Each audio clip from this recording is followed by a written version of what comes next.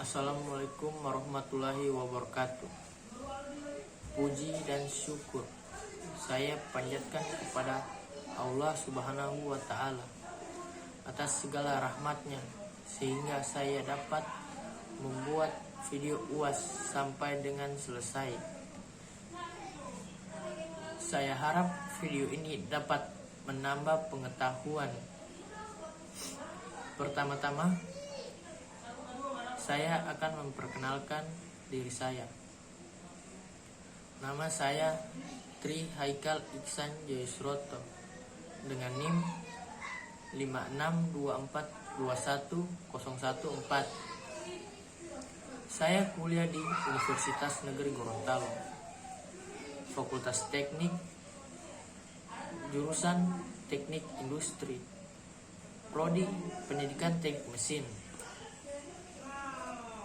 Baiklah, saya akan menjawab soal-soal yang diberikan oleh dosen pengampu mata kuliah saya yang saya sebut Ibu Monika Pratiwi, SPD, MPDT, dengan mata kuliah Manajemen dan Kepemimpinan Pendidikan Kejuruan.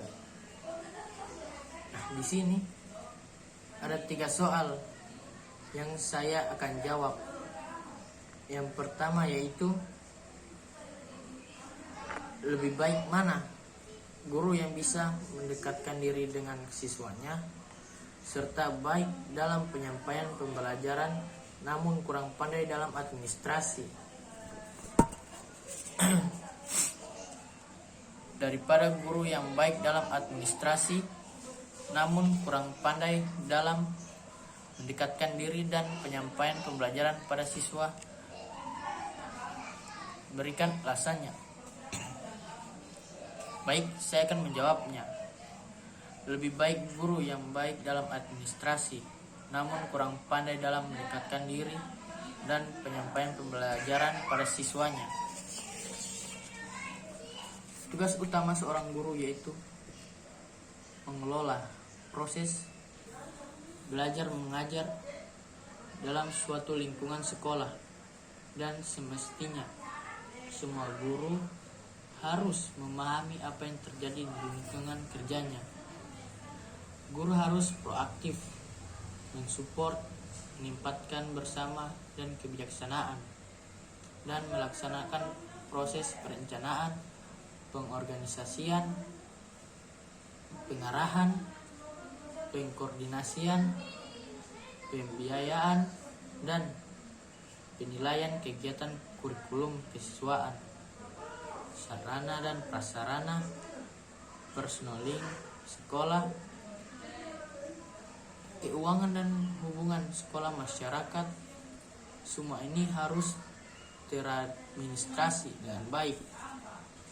Bicara administrasi guru adalah sebuah kewajiban yang harus dimiliki guru dan merupakan alat utama guru melaksanakan tugas dan kewajibannya. Administrasi juga mengajarkan bagaimana yang penting dari sebuah proses pembelajaran. Lalu, apakah di zaman sekarang adakah guru yang belum tahu atau tidak memiliki sama sekali perangkat pembelajaran saat mengajar? Bahkan administrasi mengajar tersebut hanya sebatas formalitas belaka. Sebetulnya administrasi guru mempunyai beberapa tujuan. Yang pertama, sebagai pedoman pembelajaran.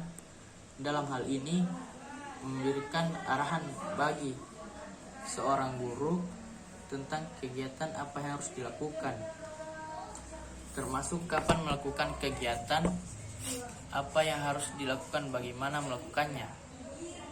Administrasi mengajar tersebut sudah tertera perencanaan pembelajaran yang akan dilakukan oleh guru. Pelaksanaannya, pengevaluasi, serta tindak lanjutnya. Yang kedua, sebagai standar minimal kinerja guru. Seorang guru yang baik dalam kegiatan mengajarnya pasti terencana dan terstruktur secara sistematis, terstruktur dan teradministrasi secara baik. Ketika pengawasan atau bahkan guru itu sendiri ingin mengukur kinerjanya, maka dengan melihat administrasi yang mereka miliki, maka semua dapat dilihat. Keberadaan administrasi yang mereka miliki, maka semua dapat dilihat. Yang ketiga yaitu peningkatan kinerja guru. Sebagai guru, alat evaluasi kinerja guru dengan diberlakukan undang-undang guru dan dosen, maka salah satu hal ihwal mengenai kelengkapan administrasi guru yang baik dan benar adalah sesuatu mesti terpenuhi sehingga akan mampu meningkatkan kinerja seorang guru. Sedangkan alat evaluasi kinerja guru dapat dilihat dari kelengkapan administrasi mengajarnya seorang guru, sehingga dengan lengkapnya administrasi guru, maka dapat terlihat kinerja seorang guru sesungguhnya di situ. Baik, kita lanjut ke soal nomor 2, yaitu apabila Anda sebagai seorang pemimpin atau kepala sekolah di suatu sekolah, Anda ingin memilih staf Anda untuk mengisi jabatan sebagai wakil kesiswaan di sekolah. Antara seseorang yang berpengalaman tapi sulit Anda arahkan atau memilih seseorang yang tidak berkompeten atau berpengalaman tapi bisa Anda arahkan. Bagaimana kebijakan Anda sebagai kepala sekolah? Baik, saya akan jawabnya. Pada umumnya, kepala sekolah memiliki tanggung jawab sebagai pemimpin di bidang pengajaran, pengembangan kurikulum, administrasi kesiswaan, administrasi personalia staf, hubungan masyarakat, administrasi school plan, dan perlengkapan serta organisasi sekolah. Dalam memberdayakan masyarakat dan lingkungan sekitar, kepala sekolah merupakan kunci keberhasilannya. Harus merupakan perhatian tentang apa yang terjadi pada peserta didik di sekolah dengan masyarakat guna mewujudkan sekolah yang efektif dan efisien. Hubungan yang humoris ini akan membentuk saling pengertian antara sekolah, orang tua, masyarakat, dan lembaga-lembaga saling membantu antara sekolah dan masyarakat. Karena mengetahui manfaat dan pentingnya peran masing-masing dan kerja yang erat antara sekolah dengan berbagai pihak yang ada di masyarakat, dan mereka merasa ikut bertanggung jawab atas suksesnya pendidikan di sekolah. Kepala sekolah juga saling dituntut untuk melaksanakan berbagai tugasnya di sekolah, tetapi juga harus mampu menjalani hubungan kerja sama dengan masyarakat dalam rangka membina pribadi peserta didik secara optimal.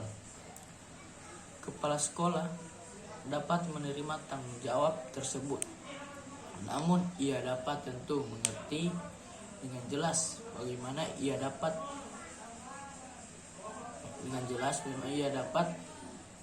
menyambung ke arah pribadian program pengerjaan.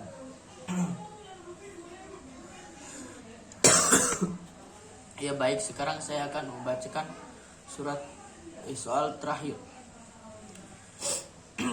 Bagaimana presentasi dari sebuah pengelolaan keuangan sekolah?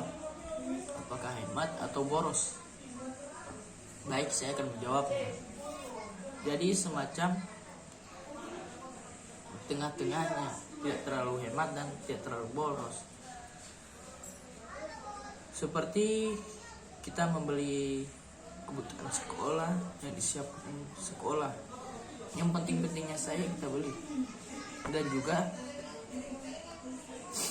tidak terlalu boros.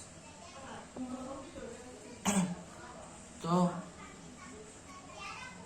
membeli keperluan lainnya begitu,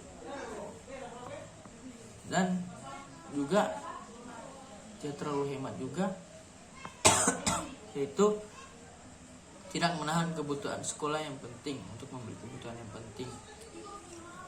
Assalamualaikum warahmatullahi wabarakatuh.